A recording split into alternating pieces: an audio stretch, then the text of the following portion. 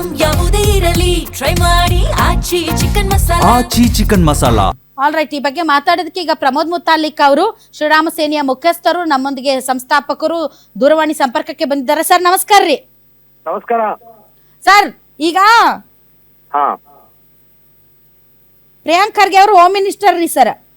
ಹಾ ಹಾ ಹಾ ಈಗ RSS ಅನ್ನ ಬಳಸಿಕೊಂಡು ನನ್ನನ್ನ ನಿಂದಿಸ್ತಾ ಇದ್ದೀರಿ, ಜೀವ ಬೆದರಿಕೆ ಹಾಕ್ತಾ ಇದ್ದೀರಿ, ನೋಂದಣಿ ದಾಖಲೆ ಪತ್ರಗಳನ್ನ ರೆಡಿ ಮಾಡ್ಕೊಳ್ಳಿ ಅಂತ ಹೇಳಿದ್ದಾರೆ. ಹಾ ಹಾ ಹಾ ಹಾ ಈಗ ಏನಂದ್ರೆ ಪ್ರಿಯಾಂಕಾ ಖರ್ಗೆ ಅವರು ಹೋಮ್ ಮಿನಿಸ್ಟರ್ ಇದ್ದ ಮೇಲೆ ಶಾಂತಿ, ಲಾ ಅಂಡ್ ಆರ್ಡರ್, ಅದರ ಸಂಬಂಧಪಟ್ಟಾಗಿ ನೀತಿ ನಿಯಮಗಳ ಹೇಳುವಂತದ್ದು ಅವ್ರ ಕರ್ತವ್ಯ ಅವ್ರು ಮಾಡಿದ್ದಾರೆ. ಅವರು ಸರಿ ಇದೆ. ಅವರು ಪೊಲೀಸ್ ಇಲಾಖೆಯ ಒಂದು ಮೀಟಿಂಗ್ ನಲ್ಲಿ ಎಲ್ಲವನ್ನು ಹೇಳಿದ್ದಾರೆ, ಅದು ಕರೆಕ್ಟ್ ಇದೆ. ಅವ್ರ ಅದೇನ್ ತಪ್ಪಿಲ್ಲ. ಆದ್ರೆ ನಾನೇ ಒಂದೇ ಹೇಳೋದು ಟಾರ್ಗೆಟ್ ಮಾಡಕ್ ಹೋಗ್ಬೇಡಿ. ಯಾವ್ದೋ ಒಂದು ಸೇಡ್ ತೀರಿಸಿಕೊಳ್ಳುವಂತ ಮಾನಸಿಕತೆ ಬೇಡ.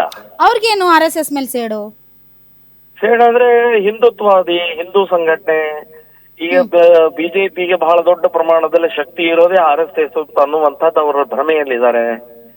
ಸೊ ಹೀಗಾಗಿ ಅಲ್ಲ ಇದೆ, ಅದು ಒಂದು 50% ಕರೆಕ್ಟ್ ಇದೆ, 50% ಒಪ್ಪಲ್ಲ. ಅದು ಅದರದ್ದು ವಿಷಯ ಬೇರೆ ಆಗತ್ತೆ, ಅದಾದ್ಮೇಲೆ ಮಾತಾಡೋಣ.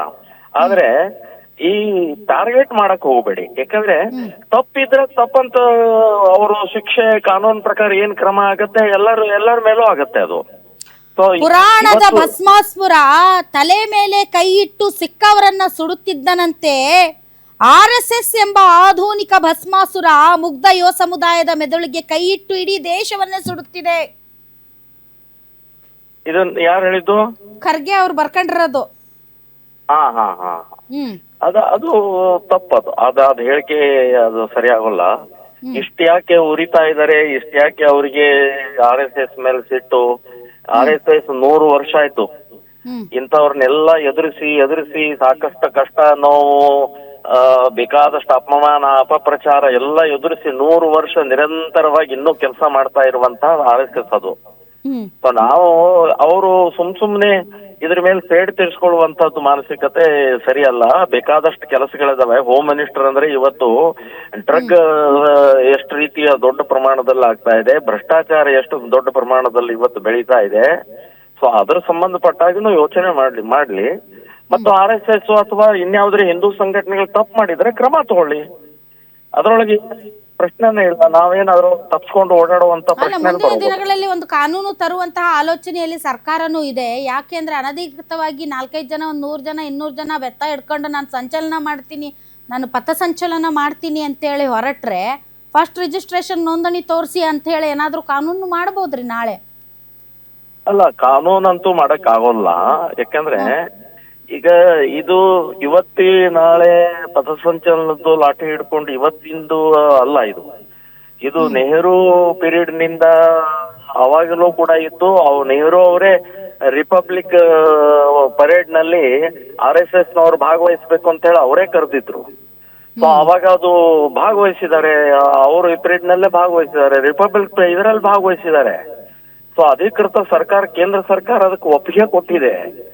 ಯಾವುದೇ ರೀತಿಯ ಲಾಠಿ ಹಿಡ್ಕೊಂಡ ತಕ್ಷಣನೇ ಗಲಭೆ ಆಗತ್ತೆ, ಗೊಂದಲ ಮಾಡಿದ್ದಾರೆ, ಹೊಡೆದಾಟ ಆಗಿದೆ, ಕೋಮು ಗಲಭೆ ಆಗಿದೆ ಅಂತ ಅನ್ನೋದು ಎಲ್ಲಾದ್ರೂ ಒಂದು ಉದಾಹರಣೆ ಇದ್ರೆ ತೋರಿಸ್ಲಿ.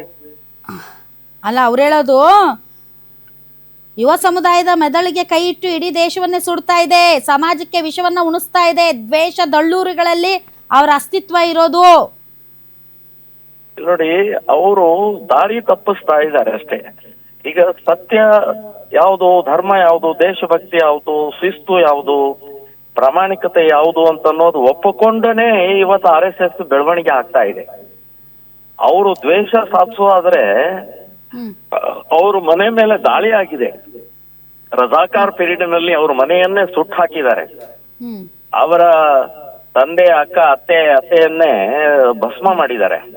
ಸೊ ಸಿಟ್ಟು ಗಿಟ್ಟು ಇದ್ರೆ ಅವ್ರ ಮೇಲೆ ತೋರಿಸ್ಬೇಕು, ಅವ್ರ ಬಗ್ಗೆ ಒಂದು ಯೋಚನೆ ಮಾಡ್ಬೇಕು. ಅದು ಬಿಟ್ಟು RSS ಮೇಲೆ ಯಾಕೆ ಮಾಡ್ತಾರೆ?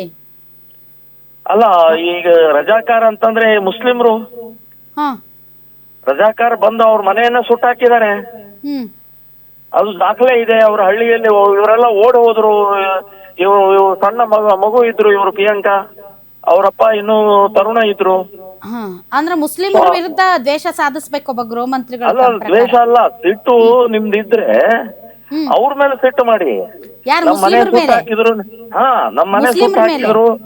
ಇದೇ ಐಡಿಯಾಲಜಿನ ಇದೇ ಮಾತುಗಳನ್ನ ಅವ್ರು ಇವತ್ತು ತುಂಬಾ ಗಂಭೀರವಾಗಿ ಪರಿಗಣಿಸಿರೋದು ಹೋಮ್ ಮಿನಿಸ್ಟರು. ಈ ತರ ಮುಸಲ್ಮಾನ ವಿರೋಧಿ ಅಥವಾ RSS ಅಂದ್ರೆ ಕೇವಲ ಅದು ಅದು ಅದು ಕೇವಲ ಹಿಂದೂಗಳ ಪರ ಮುಸ್ಲಿಮರ ವಿರುದ್ಧ ಅನ್ನೋ ಭಾವನೆಯನ್ನ ಮೂಡಿಸೋದಿದೆಯಲ್ಲ, ಫಸ್ಟ್ ಆಫ್ ಆಲ್ ಅದು ತಪ್ಪು. ತಪ್ಪದು. ಅದು ಅದು ಮುಸ್ಲಿಮರ ವಿರುದ್ಧ ಅಂತ ಅಲ್ಲ, ದೇಶದ್ರೋಹಿಗಳ ವಿರುದ್ಧ, ಎಲ್ಲೂ ಹೋದ್ರು ಲಾಸ್ಟಿಗೆ ಅಲ್ಲಿಗೆ ಬಂದು ಅರೈವ್ ಆಗ್ತೀರಿ ಮುತಾಲಿಕ್ ಸಾಹೇಬ್ರ. ನೀವು ಯಾಕಡೆ ಸುತ್ಕೊಂಡು ಬಂದ್ರು ಕೂಡ ಲಾಸ್ಟಿಗೆ ಮುಸ್ಲಿಂಗೆ ಅರೈವ್ ಆಗೋದು ನೀವು.